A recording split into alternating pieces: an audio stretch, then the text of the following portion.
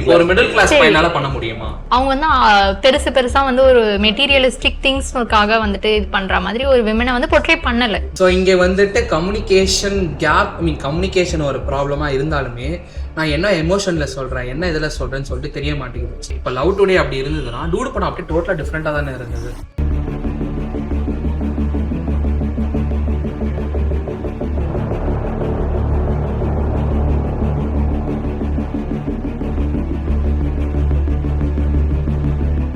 எனக்கு தெரிஞ்சு இப்போ இருக்கிற ரிலேஷன்ஷிப் மெயினாக ஃபெயில் ஆகிறதுக்கு காரணம் வந்துட்டு சோஷியல் மீடியா தான் நான் சொல்லுவேன்.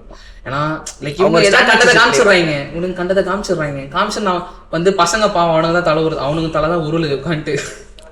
நீங்க ஒரு பொண்ணா நீங்க என்ன நினைக்கிறீங்க? எக்ஸாம்பிளுக்கு உங்க வீட்டுல உங்களோட அம்மா அப்பா எப்படி இருக்காங்களோ அதை வச்சு தானே உங்களோட மேரேஜ் லைஃப் இப்படி இருக்கணும்னு நீங்க வந்து செட் பண்ணுவீங்க.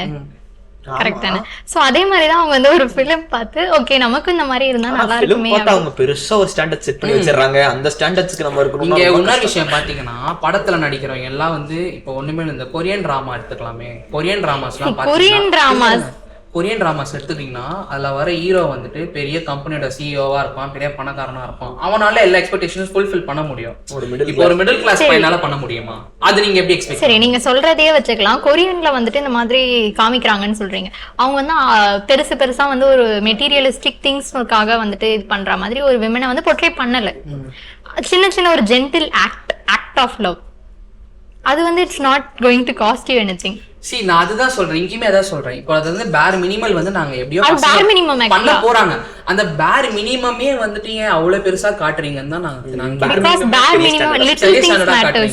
Little things matters. பேர் மினிமம் மேட்டர்ஸ். அதான் நீங்க லிட்டில் திங்ஸ் நிறைய பேர் பண்ணுவாங்களா, ஆனா வந்து அந்த லிட்டில் திங்ஸே நீங்க கொஞ்சம் பெரிய ஸ்டாண்டர்ட்ஸா வச்சிருக்கீங்க. லிட்டில் திங்ஸே ஆக்சுவலா இங்க பண்றதுக்கு வந்து மென்ஸ் யாருமே வந்து ரெடியா இல்ல. நீங்களே நினைச்சு பாருங்க, யாருமே எந்த விஷயத்தையுமே காமனைஸ் மட்டும் பண்ணாதீங்க. உங்க வீட்லயே வச்சுக்கோங்க, உங்களோட அம்மா அப்பா இருப்பாங்க. கண்டிப்பா நீங்க உங்க அம்மா வந்து கஷ்டப்பட்டு ஒர்க் பண்றாங்க அப்படின்லாம் நினைப்பீங்க. ஒரு சின்ன உங்க அப்பா வந்து ஹெல்ப் பண்ணிருக்கலாம். ஆனா மோஸ்ட் ஆஃப் த மேல், இது வந்து மேல் டாமினன்ட் சொசைட்டி. இந்தியா அப்படிதான், மத்த கண்ட்ரீஸை விட்டுருங்க, இந்தியா வந்து மேல் டாமினன்ட் சொசைட்டி. சோ கண்டிப்பா வந்துட்டு ஒரு விமனோட ஒர்க் அப்படின்னு சொல்லி எல்லாத்தையும் வந்து ரொம்ப நார்மலைஸ் பண்ணிடுறாங்க.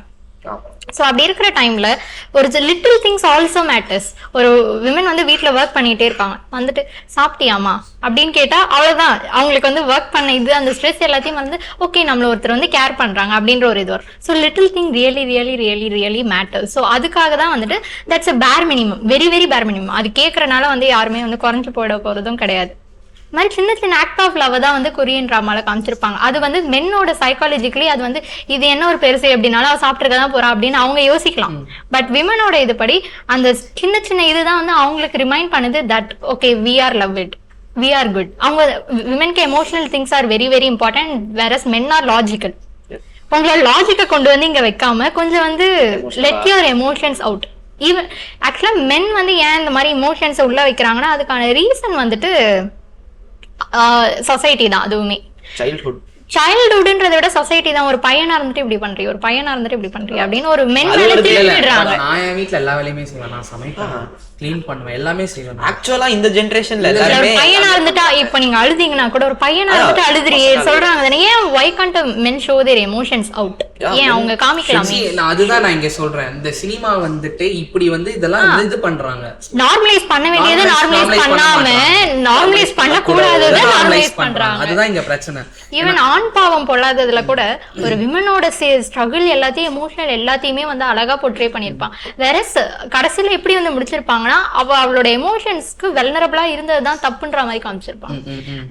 Women are biologically built like that, men are அவங்களோட logically they are built like that. அப்படி இருக்கும்போது why can't men use their little bit of logic to understand that the emotions are also important? அது வந்து அவங்க யோசிக்கலாம்ல. ஒரு women வந்து அண்டர்ஸ்டாண்டிங்கா இருக்கணும், வேற மென்னுமே ஒரு அண்டர்ஸ்டாண்டிங்கா இருக்கலாம். 50-50, சம்டைம் இட் கேன் பி 40-60 இருக்கணும்னா இருக்கலாம். எப்படியா இருந்தாலும் it all takes a effort.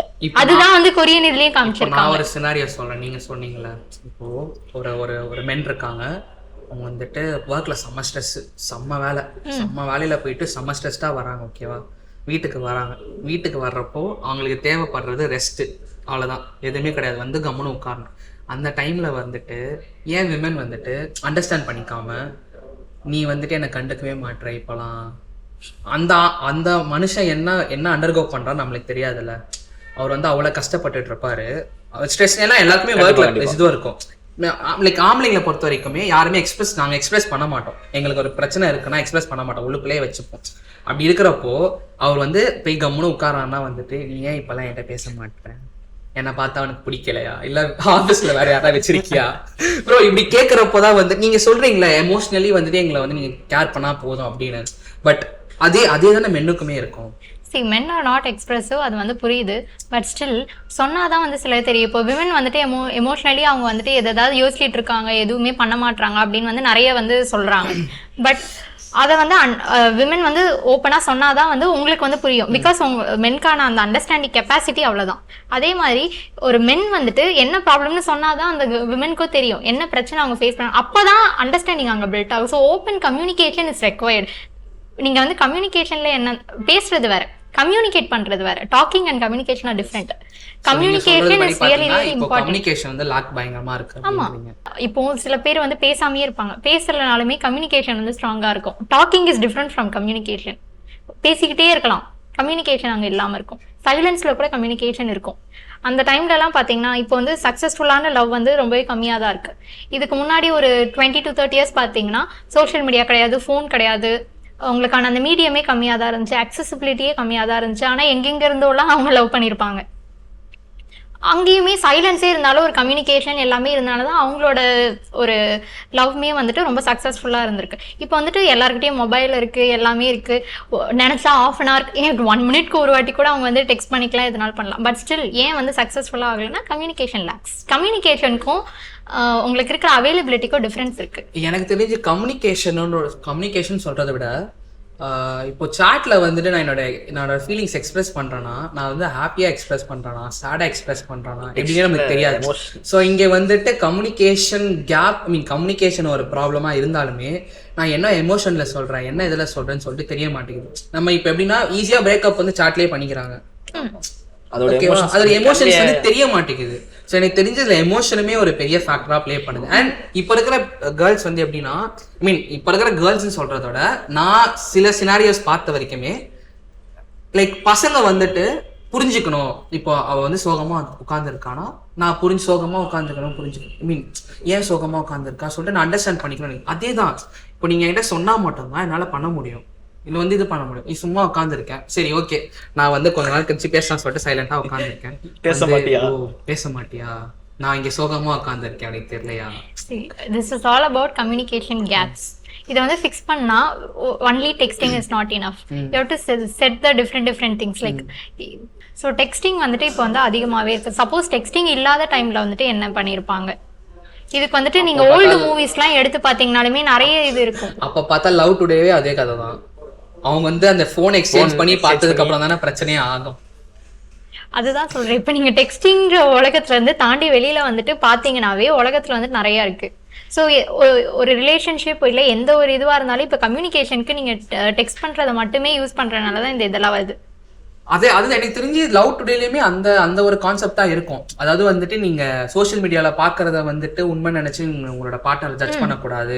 அவங்க வந்துட்டு இன் ரியல் எப்படி இருக்காங்க பார்த்துதான் அந்த அதுதான் சொல்றேன். அந்த மூவிலயுமே அந்த ஃபைனல் வந்து பாத்தீங்கன்னாலுமே வந்துட்டு என்னதான் என்ன ப்ராப்ளமே இருந்தாலும் தே ஸ்டில் பிலீவ்ட் அவங்களோட பார்ட்னர் வந்து எப்படி இருப்பாங்க அப்படின்னு. அந்த ஒரு இது லேக் ஆகும்போது தான் I think it creates. Okay, இப்போ லவ் டுடே அப்படி இருந்ததுன்னா டூடு படம் அப்படியே டோட்டலா டிஃப்ரெண்டா தானே இருந்தது. அதுதான் நான் சொல்றேன்ல, நீங்க ஆல்ரெடி சொல்ல மாதிரி தான். எதை நார்மலைஸ் பண்ணணுமோ அதை நார்மலைஸ் பண்ண மாட்டாங்க, எதை நார்மலைஸ் பண்ணக்கூடாது அதை நார்மலைஸ் பண்றாங்க. இப்போ ஒண்ணுமே இல்லை, டிராகன் படம் கூட எடுத்துக்கோங்களேன். டிராகன் படத்துல வந்து எண்டிங் வந்து மேபி வந்துட்டு அவன் கடைசியா திருந்திட்டு பண்ற தப்பெல்லாம் பண்ணிட்டு அதுக்கப்புறமா நான் திருந்திடுவேன்னு சொன்னேன். எப்படி அது? அப்ப அது வந்து இப்ப இருக்கிற ஒரு யங்ஸ்டர்ஸ்க்கு வந்து ஒரு பேட் எக்ஸாம்பிள் தானே. எல்லாமே தப்பு பண்ணிட்டு அதுக்கப்புறம் திருந்திக்கலாம் அப்படின்னு சொல்லிட்டா அது யோசிக்கணும் ஃபர்ஸ்ட், அது தப்பா இல்லையா அப்படின்னு யோசிச்சுட்டு அதுக்கப்புறம் பண்ணணும். அதான் கரெக்டா இருக்கும். பண்ணதுக்கு அப்புறம் தப்பு பண்ணிட்டேன், ஓகே ஃபைன், நம்ம என்டர்டெயின்மெண்டா பாக்குறோம்னா கூட ஃபைன். பட் இப்ப இருக்கிற பசங்க வந்து ஈஸியா கேப்சர் பண்றாங்க. ஈஸியா வந்து இப்போ ஒண்ணுமே இல்லை. நான் சின்ன பிள்ளையா இருக்கிறப்போ வந்துட்டு இந்த அஜித் டிஷர்ட்டு தளபதி டிஷர்ட்லாம் போட்டு சுத்திட்டு இருப்பானுங்க பசங்க எப்போ படம் ரிலீஸ் ஆகிறப்போ. ஏன்னா அவங்கள வந்து ஒரு இன்ஸ்பிரேஷனா எடுத்துக்கிறாங்க. அப்படி இருக்கிறப்போ இப்போ இருக்கிற படங்கள் வந்துட்டு பசங்களை இன்ஸ்பயர் பண்ற மாதிரி தானே இருக்கும். நம்ம என்னதான் என்டர்டைன்மெண்ட் இதுவா பார்த்தாலுமே அட்லீஸ்ட் கொஞ்சம் லாஜிக்கலா போனா தானே வந்துட்டு லைக் எனக்கு தெரிஞ்சு லைக் படமும் லைக் நம்மளுக்கு நல்ல என்டர்டைன்மெண்ட்டாகவும் இருக்கிற மாதிரி இருக்கும். ப்ளஸ் வந்துட்டு நம்மளுக்கு தேவையான அந்த சோஷியல் மெசேஜுமே கிடைக்கும். ஏன்னா லைக் இப்போ நீங்க வந்து படங்கள் மூலியமா தான் வந்துட்டு உங்களோட எப்படி சொல்றது நிறைய பேர் இன்ஸ்பயர் பண்ண முடியும். இப்போ நீங்க டூரிஸ்ட் ஃபேமிலியா எடுத்துக்கோங்களேன். டூரிஸ்ட் ஃபேமிலியில வந்துட்டு ஸ்ரீலங்கன்ஸ் நம்ம வந்து ஸ்ரீலங்கன்ஸை பார்க்குற ஒரு கண்ணோட்டமே மாறிடுச்சு. அதுல வந்து ப்ராப்பரா வந்துட்டு என்டர்டெயின்மெண்ட்டும் இருந்தது, ப்ராப்பரா சோஷியல் மெசேஜுமே இருந்தது. ஆனா இப்ப இருக்கிற படங்கள்ல ஏன் அது லேக் ஆகுது? அதுதான் என் கேள்வி. இப்போ எல்லாமே மோஸ்டா என்டர்டெயின்மெண்ட் பர்பஸா மாறிடுச்சு. என்டர்டெயின்மெண்ட் வெறும் ஃபுல்லா முதல்ல நிறைய கமர்ஷியல் சினிமாவிலேயே வந்து இப்பெல்லாம் கமர்ஷியல்ன்றது ரொம்ப கம்மியாயிருச்சு. சும்மா என்டர்டெயின்மெண்ட், ஜஸ்ட் என்டர்டெயின்மெண்ட். கமர்ஷியல்ன்றது வந்து ஒரு மாதிரி நம்ம சிங்கம் அந்த டைம்லாம் வந்து நல்ல கமர்ஷியல் படம், அது ஒரு மாதிரி அந்த கமர்ஷியல்லே சில படத்துல வந்து சோஷியல் மெசேஜ் கொடுக்கறதா இருக்கட்டும், இந்த பொலிட்டிக்கல் விஷயங்கள்ல பேசுறதா இருக்கட்டும், அதெல்லாம் நிறைய இருந்துச்சு. இப்போ வெறும் என்டர்டெயின்மெண்ட்ன்றதுனாலயே வந்து இப்போ இருக்கிற ட்ரெண்டுக்கு இந்த இன்ஸ்டாகிராம் எரா ட்ரெண்ட், ஸோ அதுக்காக படம் பண்றதுனால நிறைய லேக் ஆகுது அப்படின்னு சொல்லி என்னோட ஐ திங்க் ஜென்ரேஷன் சேஞ்ச் ஆக எல்லாமே சேஞ்ச் ஆகுறனால இந்த மூவி அவங்க எடுக்கிற ஒரு இதுவுமே வந்து சேஞ்ச் ஆகிட்டு இருக்கு. பீப்புள் வந்துட்டு இப்போ என்டர்டெயின்மெண்ட் ஃபோக்கஸ்டாக இருக்காங்க. லைக் ஒர்க் ஸ்ட்ரெஸ் எல்லாமே அவங்களுக்கு இருக்கனால என்டர்டெயின்மெண்ட்டுன்றது வந்து அவங்களுக்கு plays a major role.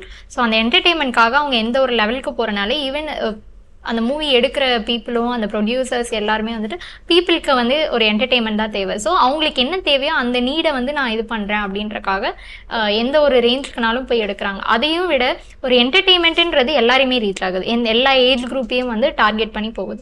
So அவங்க வந்துட்டு ஸோ இந்த ஒரு இதில் தான் வந்துட்டு என்ன ஒரு மாரல் வேல்யூவாக இருந்தாலும் சரி, எந்த ஒரு இதுவாக இருந்தாலும் சரி இதில் தான் கொடுக்க முடியும். அதையும் கொஞ்சம் கன்சிடரேஷனில் வச்சு பண்ணாங்கன்னா பேலன்ஸ் பண்ணி இருக்கும். இல்லை இது வந்து நீங்க யோசிச்சிருக்கீங்களான்னு தெரியல, பட் நான் இதை யோசிச்சிருக்கேன். என்னன்னா வந்துட்டு படம் ஸ்டார்ட் ஆகிறதுக்கு முன்னாடி வந்துட்டு புகைப்பிடிப்பது வந்து புற்றுநோயை உண்டாக்கும் சொல்லிட்டு ஒரு டிஸ்க்ளைமர் போட்டுடுறாங்க. ஆனால் படம் ஸ்டார்ட் ஆனதுக்கு அப்புறமா அதில் நடிக்கிற ஹீரோ வந்து சிகரெட் குடிக்கிறாங்க. அப்போது அதை பார்க்குற பசங்க வந்து என்ன நினைப்பாங்க, அது ஒரு கெத்துன்னு தானே நினச்சி பண்ணுவாங்க. அப்புறம் நம்ம போய் அதை கொஸ்டின் பண்ணோன்னா நாங்கள் ஆல்ரெடி டிஸ்க்ளைமர் போட்டோமே அப்படின்னு சொல்கிறாங்க. இப்போ மூவிஸ்னு வந்துட்டு ஒரு பெரிய எப்படி சொல்கிறது ஒரு மாஸ் மீடியா, அது நிறைய பேரை வந்து ஈஸியாக இன்ஃப்ளூயன்ஸ் பண்ணும். அப்படி இருக்கிறப்போ அதை கிரியேட் பண்ணுற கிரியேட்டர்ஸ் வந்துட்டு கொஞ்சமாவது வந்துட்டு கொஞ்சம் சோஷியல் ரெஸ்பான்சிபிலிட்டியாக படங்கள் எடுத்தாங்கன்னா ஐ திங்க் லைக் என்டர்டெயின்மெண்ட்டை தாண்டி வந்துட்டு மக்களையுமே அது வந்து நிறைய இன்ஸ்பயர் பண்ணும். ஏன்னா இப்போ இருக்கிற ஆளுங்க எல்லாருமே ரொம்ப ஈஸியாக இன்ஃப்ளூயன்ஸ் ஆயிடுறாங்க. இப்போன்னு இல்லை, இப்போ நமக்கு முன்னாடி ஜென்ரேஷனை கேட்டீங்கனாலே ஏன் நீங்க தம் அடிக்க ஸ்டார்ட் பண்ணீங்கன்னா நிறைய பேர் நான் கேட்டிருக்கேன். ரஜினி படம் பார்த்து நான் தம் அடிக்க ஸ்டார்ட் பண்ணேன், ஆனா விட முடியல அப்படின்னு நிறைய பேர். ஸோ அந்த மாதிரி இந்த மாதிரி ட்ரக் கன்சப்ஷன் அந்த மாதிரி வரதெல்லாமே வந்து இந்த ஏரான்னு இல்லை, எல்லா ஜென்ரேஷன்லயுமே ஒரு ஹீரோ சென்ட்ரிக்கா பண்ணி வரப்பட்ட. இப்போ அதெல்லாம் நம்ம மாத்தணும்னா நல்லா இருக்கும்ல. கண்டிப்பா, ஏன்னா அது டைரக்டர்ஸோட சென்சிபிளா இருக்கும். எனக்கு என்டர்டெயின்மெண்ட்டாக கிடைச்சது. அட் த சேம் டைம் வந்துட்டு ஒரு இன்ஸ்பிரேஷனோட நான் போயிருப்பேன் நான். ஏன்னா இப்போ நம்ம பசங்களை பாதி பேரை கேட்டாலும் மச்சான் டிப்ரெஷனாக இருக்குடா, ஐயோ சோகமாக இருக்குடா அப்படின்னு சொல்லிட்டு நிறைய பேர் வந்து படம் பார்க்குறப்போ வந்து அவங்களோட தனிமையை அவங்களோட டிப்ரெஷனை வந்து போக்கணும்னு தான் பார்க்குறாங்க. அந்த படத்தை பார்த்து அவன் டிப்ரெஸ் ஆகக்கூடாதுல்ல. இப்போ ஒண்ணுமே இல்லை, இப்போ அந்த டூடு படத்தையே எடுத்தாலாம் ஒருத்த உட்காந்து அவ்வளோ ஃபீலிங்காக ஸ்டோரி போடுறான், பாட்டு போடுறான். நான் போய் கேட்குறேன் எதுக்குடா போடுறான்னா, மச்சான் எனக்கும் இப்படிதான்டா ஆச்சு.